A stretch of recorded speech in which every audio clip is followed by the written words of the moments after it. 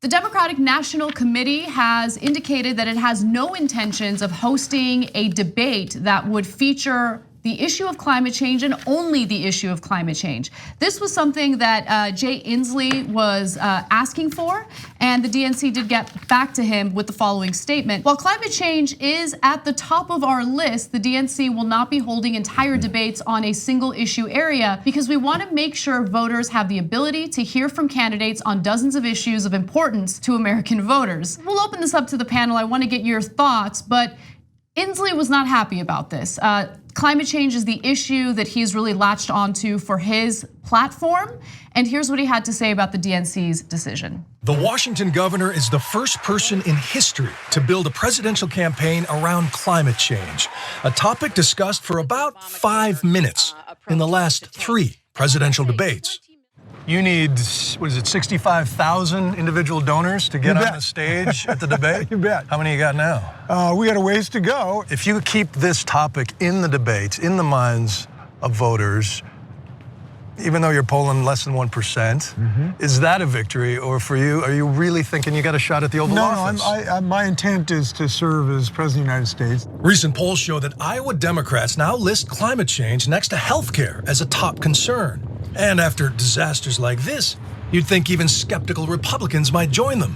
So do you have water service here now? No, we have no water and no heat. But Ron Perry down at the Risky Business Auto Shop is not buying what the governor is selling.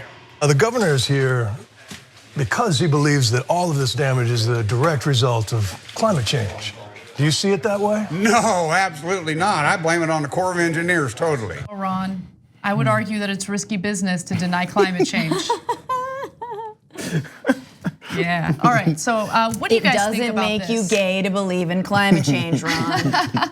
Pro tip. So here's the question: Is there even a sliver of an argument coming from the DNC? You know, they're saying, look, we don't want to host single issue debates. It has nothing to do with climate change. We just want to make sure that we touch on all sorts of issues in every single debate. It's the reason why they did it. They're smart enough to be able, they can get by with that statement and say, hey, we want to do more than just one issue. We've got 37 candidates, so we want to make sure that we go to a host of issues, some of their strengths, some of their weaknesses. We want to have a robust debate. Cool, but you know what? There needs to be a certain level. So as they mentioned in that piece, 5 minutes worth of discussion about climate change in the past 3, am I right? So if nothing else, okay, you don't want to do an entire debate on it.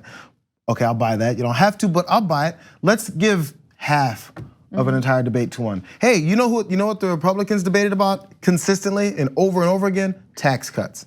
Tax cuts, Muslim terrorism, tax cuts, then tax cuts, then Muslim terrorism, then renovating the tax plan, and then those terrorists that are from a Muslim background. That they talk about that constantly, but no one said we need to have a robust debate about our crumbling infrastructure, our education system. Those things weren't robustly debated for an entire debate, but these crazy things like tax cuts and the Muslim terrorism problem was constantly debated. I mean, I think that's a really good point. I think that, you're bringing up a broader point, which is that, it bothers me to no end to see when primaries happen, you have the RNC and the DNC like speaking just different languages, literally different languages. So really, they should get together and all agree that there should be topics that we will cover and dedicate, whether it's an entire hour, an entire debate, or a certain amount of questions or time to the same topics.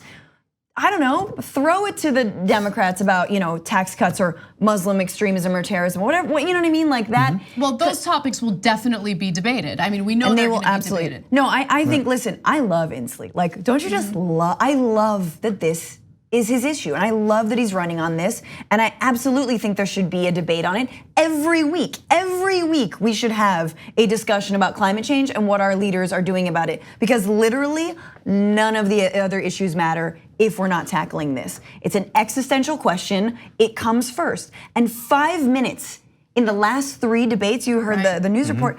How? Like, how are we not holding the DNC accountable for that? And mind you, all of the news outlets that ask the question after question about Trump's wall, about things that we know do not matter as much as climate change. We've been convinced that those things are life-changing, life-threatening. Yeah. Terrorism and the wall and tax cuts. We haven't been convinced that this is a life-changing event yet. That's why they Even though don't we care. see it in front of our eyes. Right. And well, here's the great news. I think that the one good silver lining to all of this is that the DNC is composed of the same weak establishment Democrats that we criticize all the time.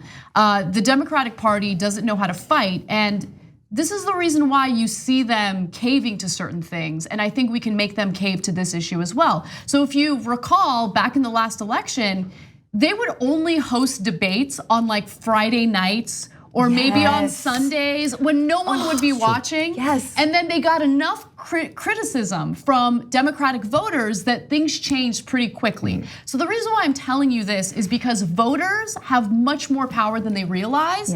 And we have all of these tools at our disposal, social media, to really hold them accountable for what they're doing. If you want a debate on climate change, which I think you're absolutely right is incredibly important, it should be the top issue, then tweet to them, write to them, do whatever you can to really implement some pressure to get this done. Because I think it would be a fascinating discussion. I want to know how these candidates, are different from one another when it comes to their proposals. And I guess DNC, like Joe Biden, they might go with it, but they're definitely not going to apologize, and they're not going to bend to the whims of those libs, but they'll do it.